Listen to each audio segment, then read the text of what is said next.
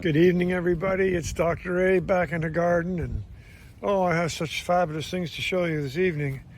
It's been warm here, but cooling down a little bit, but doesn't seem to bother this Dianthus. I want to tell you, it's hard to see this thing. It's so beautiful.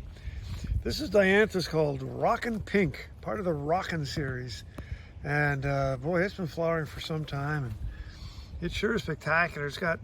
It's pink, I suppose. It's light pink and dark pink, and it's probably almost knee-high. I really, truly do love it. And in the background, of course, is a lovely panicum grass and Japanese maple beside it and some larkspur in front of it.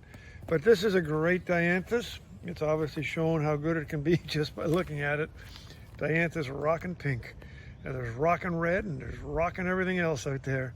So go out and do a little rocking and have a good time.